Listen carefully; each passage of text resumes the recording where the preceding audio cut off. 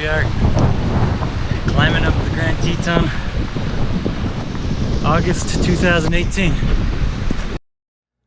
We left the car at 9:55 a.m. on a 2-day ascent of the Grand Teton. That's my dad. Then there's Hillary. Then Will. And there's Carrie. This was my dad's first time wearing a backpacking pack, ever. He also rarely sheds his Nike Monarchs for anything. This is Will giving us a crash course in climbing earlier in the week. Notice the Monarchs. What's up?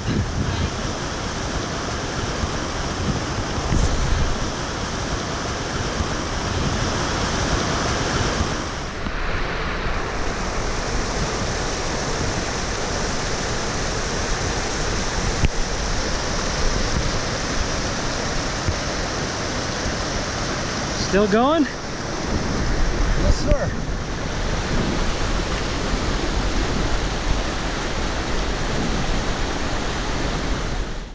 This was just before the switchbacks. Will and Hillary are being positive, as always. It was probably good that they didn't tell us that we were only halfway there. My dad insisted on carrying his own bag. I circled back to check on him, and he was nowhere to be found. He had gotten off the trail and was climbing straight up the mountain.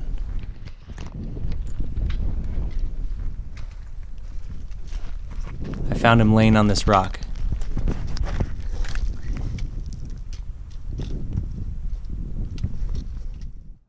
We made it to base camp around 3:30 p.m. Here we are trying to find shade in a boulder field at 10,000 feet. Will and I went to filter water for dinner. After about 15 minutes of pumping the filter, Will decided that the water was clean enough to just drink out of the stream. This is the most epic jerky pass ever. After dinner, there was nothing left to think about other than the climb that had been in the back of our minds all day. That night, my dad deliberated over how much further he should push up the mountain. A few of his toes had gone numb on the hike to base camp. We should have let him wear those Monarchs. Ultimately, he decided that going for the summit posed a greater risk for the whole group, so he opted to hike as far as the lower saddle. Staying behind on a climb has its own consequences, though. The anxiety of not knowing if everyone is okay can be crippling, so we left him with a walkie-talkie to stay updated on the climb. The morning of the climb, we woke up at 2:41 a.m. Hillary suggested that we set aside 20 extra minutes for faffing around. We didn't know what that meant, but we got up anyway. We had planned to hike to a full moon, but it was hidden behind the mountains, so the first hour we walked in darkness. After realizing what we had come up, it was probably a good thing that we couldn't see.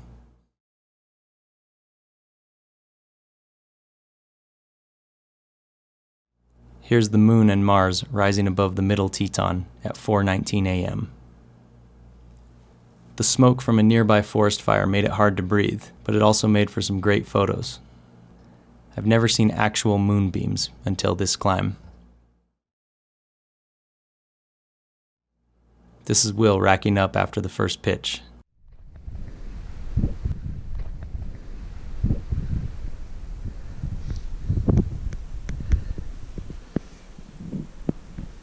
By 5:28 a.m., there was enough light to see what we were climbing. Still not sure if that's a good thing.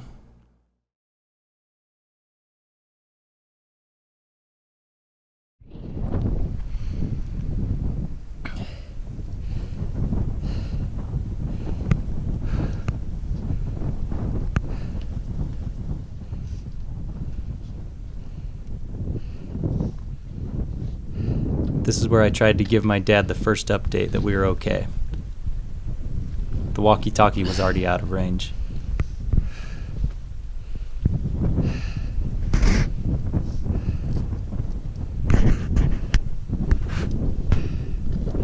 Doing good?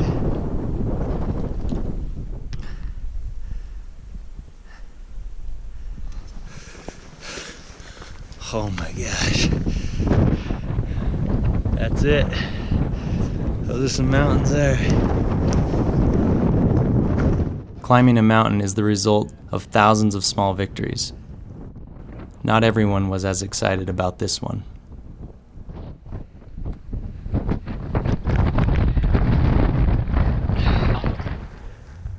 As we got closer to the summit, we got stuck behind a few groups.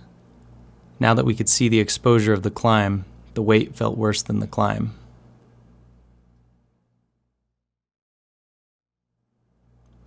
We still managed to get in a few laughs. This is me wearing what another climber called Royal Robin's original sweater. Then, the climbing began. This is Will rounding the bend of a cliff with a 2,000-foot drop. This is me climbing the same section. Climbing!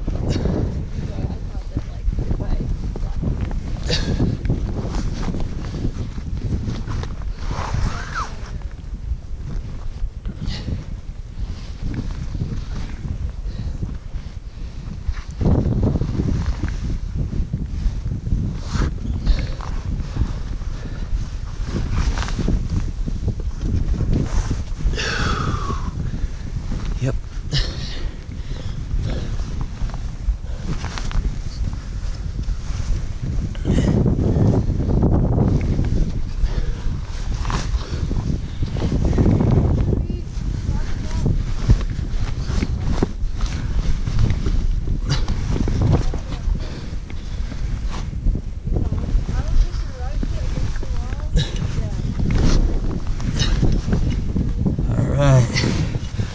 Pop these little guys out.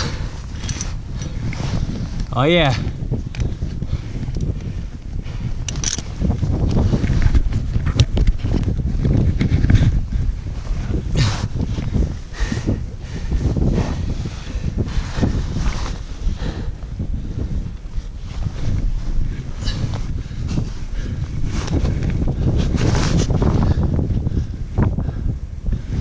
Yes, sir.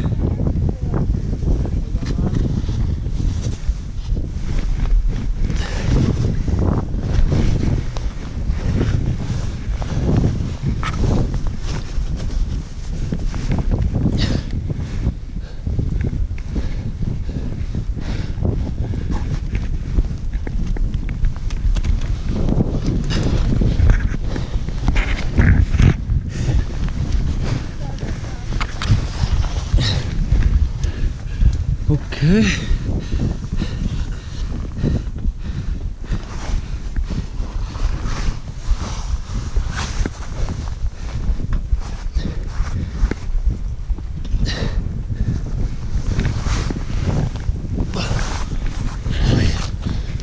Did you go up or you went through here? Okay.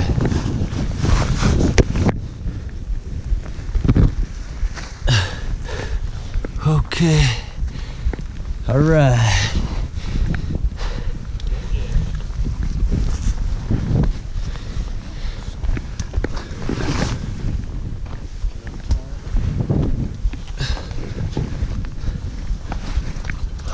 How's it?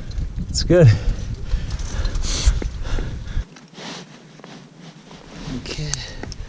Off rope. Hey, Hugh!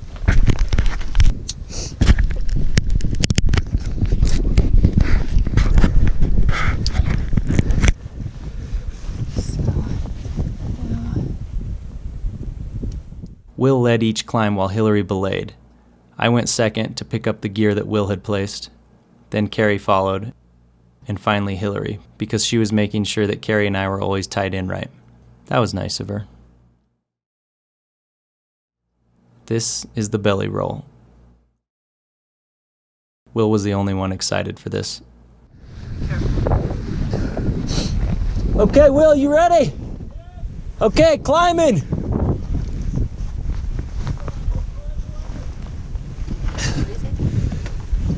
I don't know.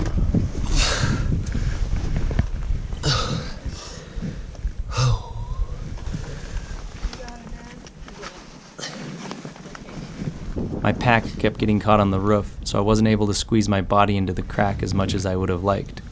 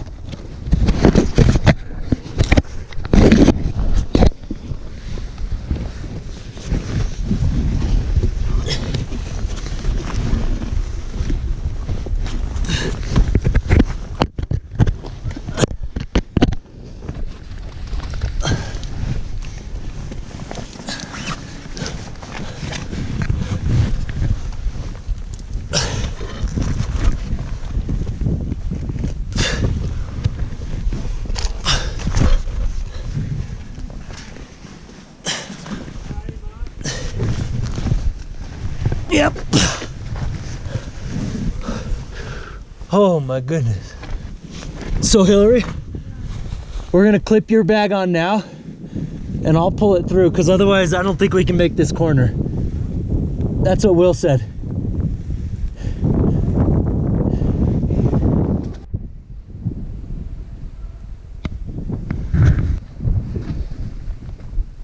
Is there any way we should drop a line down to him?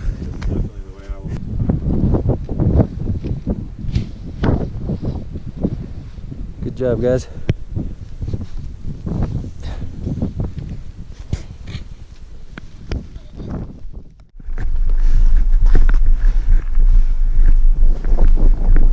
Climbing is the culmination of relentless suffering that your brain is programmed to forget. But it's also a sense of hyper-focus that blocks out everything in the entire world except for your body and the rock that you're clinging to in that moment.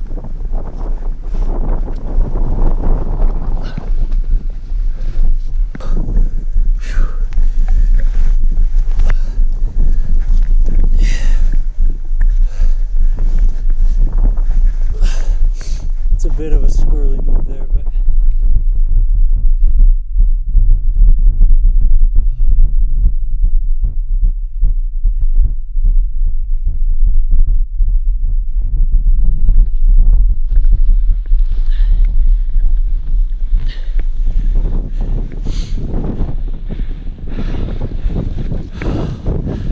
we did it. Oh my gosh.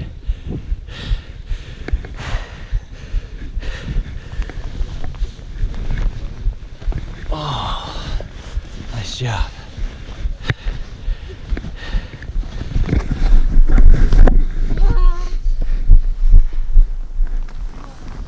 Wow. Good job. Good job, team. Good job. This is Mark to Gary. Mark to Gary. Do you copy? Mark to Gary. Can you hear me?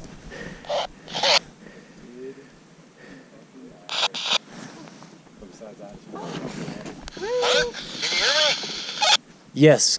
We are on the summit of the Grand Teton.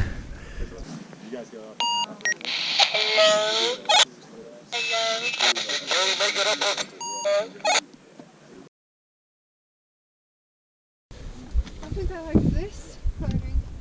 You get out of here. What? Get out of here. You're the Oh man. my gosh, I'm gonna die. Oh my gosh, I'm so happy. I'm seriously gonna die. A summit can mean something different to different people. At around 10:30 a.m. on July 28th, when we crested the peak of the Grand Teton, we had reached our summit. When my dad heard my voice over the radio from the lower saddle, he had reached his summit.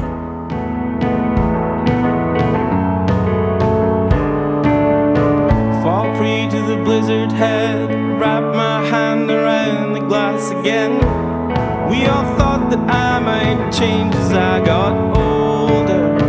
Fell down and nothing bled, wrapped in cotton alcohol again. To the hilt I hear from the prick upon my shoulder. Free pour the fruitless thought, it's far too late to talk so much, but still not giving up, though wish that I was sober. Forgive me, I can't speak straight.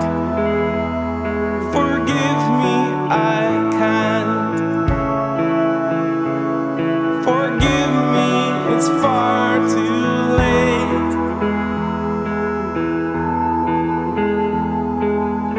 Choke down the gateway drug,